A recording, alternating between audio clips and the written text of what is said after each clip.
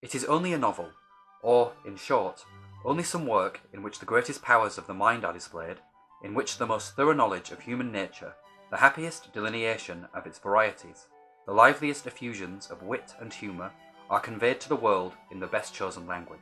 Welcome back, everyone.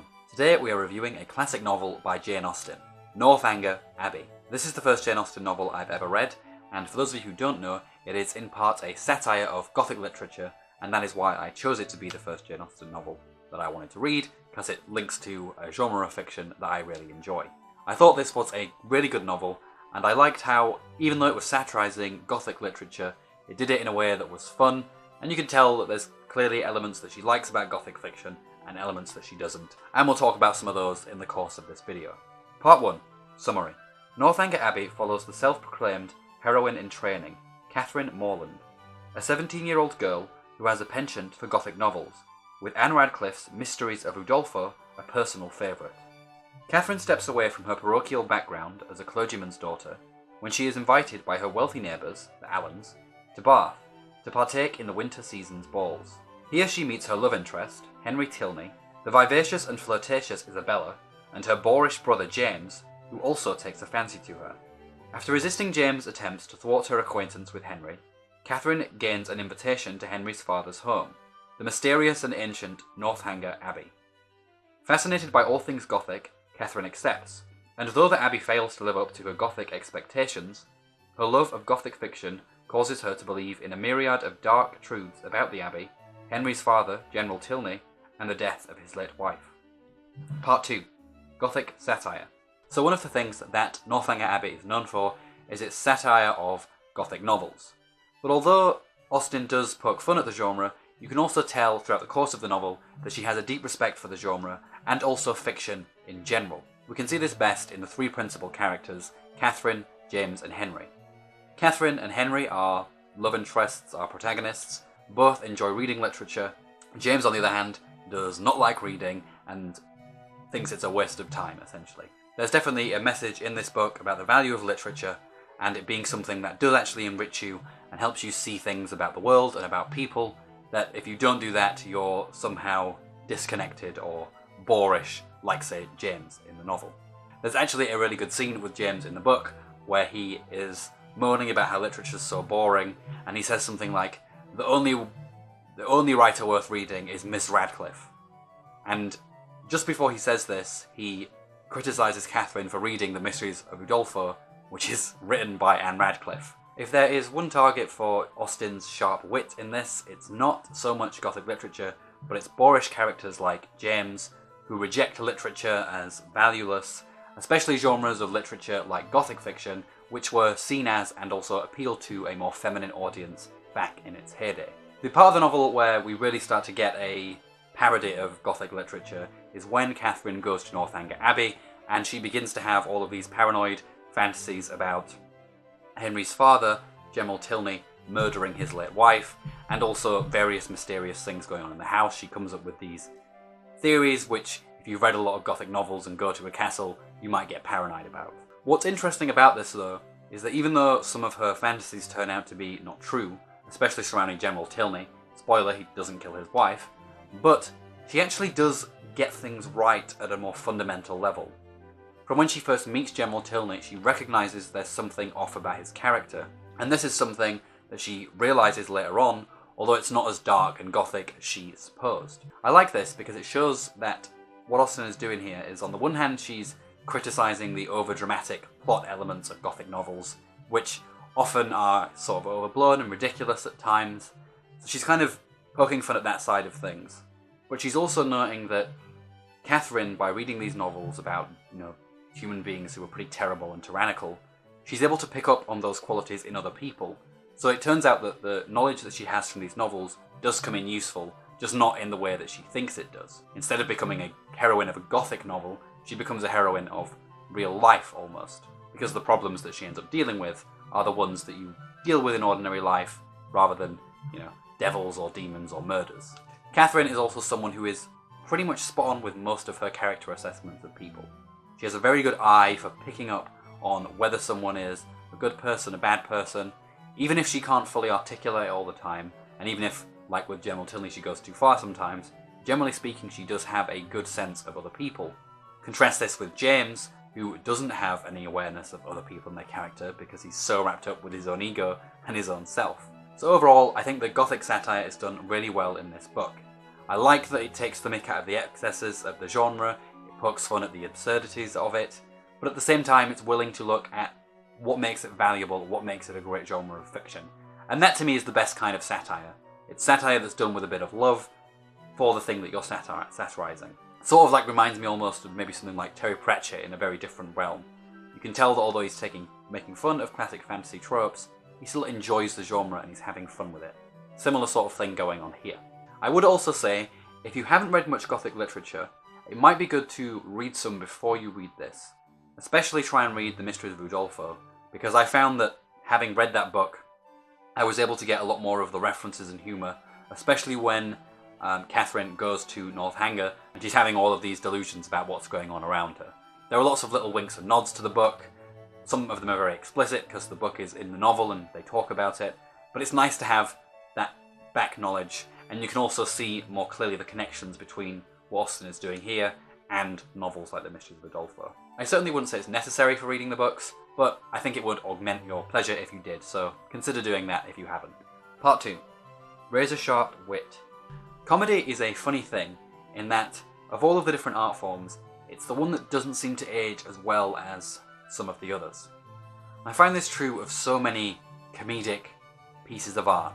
Even works of Shakespeare, the comedies, I find that they don't age as well as, say, the tragedies or the histories. And I think a lot of that is to do with the fact that a lot of comedy can sometimes be related to context and references and these things, and tastes and sensibilities. And because these things change over time, you might not get the humour. And this even happens among, generation gaps. You might find something hilarious and your parents hear you make that joke, they think it's puerile. Your parents think something's hilarious and you think that it's dated and weird what they're talking about. So it's definitely something that's quite common. But I think in the context of Austen and her writing, it does hold up really well. In fact, I found myself giggling quite a lot when I was reading this book.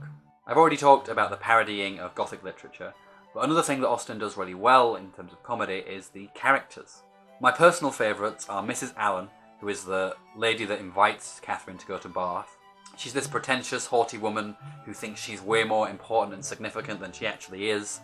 And there's a hilarious scene with her where she bumps into an old friend that she's not seen in years, and they're both talking at each other about how wonderful their lives are, and oh, yes, darling, yes, la-di-da, that kind of thing. And then the other one just isn't listening, she's just waiting for her to say how wonderful her life is.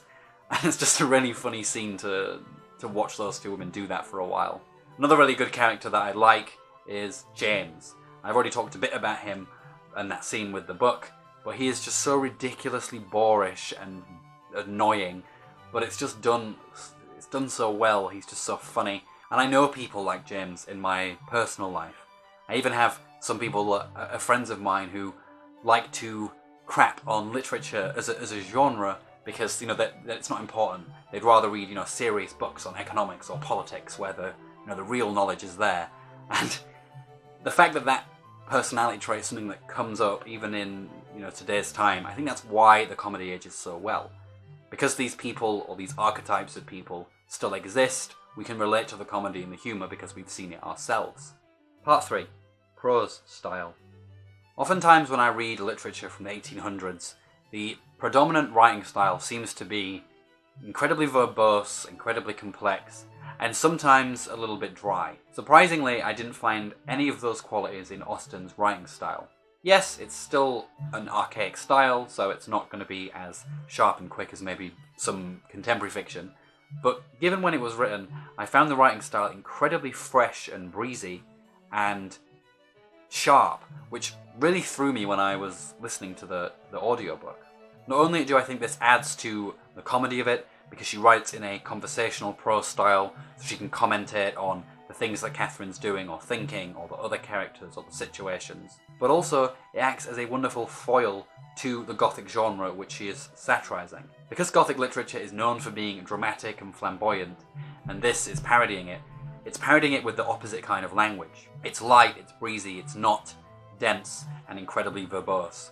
Also, the novel itself is only about 250 pages or 8 hours on audiobook. Compare that to something like Mysteries of Udolpho, which is a huge tome of a book. Some would say, I would say, maybe even too much of a tome of a book sometimes. So it's nice to see that mirroring there. On the one hand, you've got this Gothic style, which is incredibly stylized, incredibly dense, and then on the other hand, you have this book, which is parodying it and subverting it by making it fresh, funny, light, humorous, and short. It's a great dichotomy between these two things, and again, it's probably one of the things that I liked most about this was the prose style. And I think the way she writes allows all of the other things I've talked about to just smack you in the face, and it's just wow, bang. It's a really well written book. Part 4. A plucky but flawed protagonist. So the last thing that I want to talk about is the protagonist of the novel, Catherine. I think Catherine might be one of the most human and best Gothic heroines I've ever read. But to explain that, I want to do a bit of literary analysis on the Gothic genre and why I think Catherine stands out so much as a Gothic heroine. So one of the themes that comes up in Gothic literature a lot is this idea of the sublime. The sublime is a form of beauty that is vast and huge and also terrifying. A good example of this would be a mountain range, and we see this at the beginning of Dracula. When Jonathan is going to Transylvania, he's seeing these huge mountains and he's overwhelmed in awe by this huge mesmerizing force that's nature. It's beautiful, but at the same time it's terrible, and slowly it entraps him down until he is destroyed by it. And I think that Gothic literature oftentimes employs the sublime as the villain and a more tender sort of beauty as the protagonist. The Gothic heroine often symbolises the beauty aspect, and this is why she often tends to be virtuous, incredibly feminine, sweet, and very beautiful.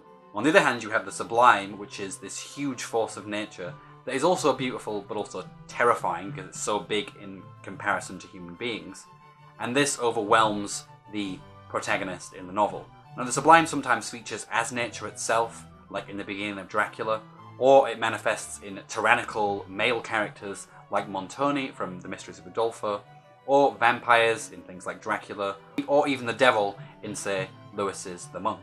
And I like seeing Gothic literature in that vein because it allows me to look past individual characters and how they're portrayed and see it at a deeper level. It's meant to be a story about these two forces, these two kinds of beauty, and they go at it, and they're symbolized by these characters who aren't necessarily human beings in the usual way, but the idea really isn't to represent human beings as they are, at least if my theory about these two forces is correct. Northanger Abbey, though, is not a Gothic novel along those kinds of lines. It's not even particularly Gothic, aside from the bits in Northanger, and even then, not that much. Instead, what we find in this story is something that uses Gothic literature as a foil, and what we actually get is a very human story about a girl growing up, maturing, and seeing the world for what it is. The ultimate problem that Catherine faces is not a battle with a demon or a devil.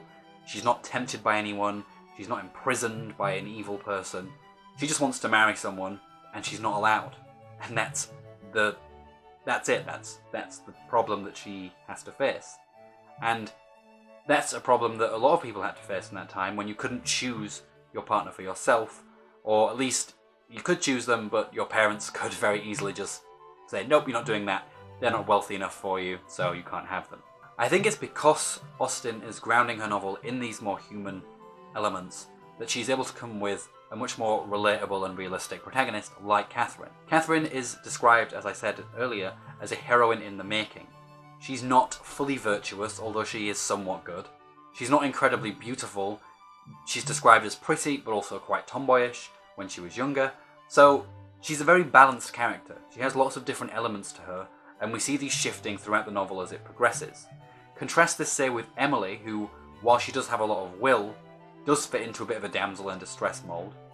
And Emily's character in Udolpho, she doesn't really grow all that much. She's always had this strong, virtuous will, and nothing really changes in the novel. Whereas with Catherine, at the beginning she's incredibly naive and a bit silly in terms of how she thinks about people. And the friends that she makes, like Isabella, she has to end up realising that that's a bad choice. And she does, and we learn with her as we go. And by the end of the novel, she's matured, she's a grown woman, and she can think for herself and do the things that she wants to do. Overall, this results in a much more organic heroine even if it's not necessarily in the vein of Gothic literature at this point, I do think it has moved away from that idea of Gothic. But then it's not really a Gothic novel in my mind. It's more taking inspiration from that and then doing something fun with it, rather than emulating it entirely. Part 5. Conclusion. Northanger Abbey is a great classic novel. If you like Gothic literature especially, you should read this, because I think you'd appreciate it a lot, you'd appreciate the references, and it's fun to see someone playing around in a loving way with a genre that you enjoy. So definitely, if you like Gothic literature, read this. Also, just generally, it's a really good book. It's got a fantastic protagonist, it's got an engaging story, engaging characters, and it's very well written in a style that is pretty readable even to a modern reader. Okay, that's it for today's video. Please let me know in the comments below. If you've read Northanger Abbey, what do you think of it? How do you think it relates to the Gothic genre? What do you think of my theory about Gothic literature? I don't know how well I put it across, but it's something that I'd be happy to talk about in the comments, so please ask away. If you enjoyed this video, don't forget to give it a like, and subscribe to my channel for updates for new content. That's it for me now though, so take care everyone, and I will see you all in the next video.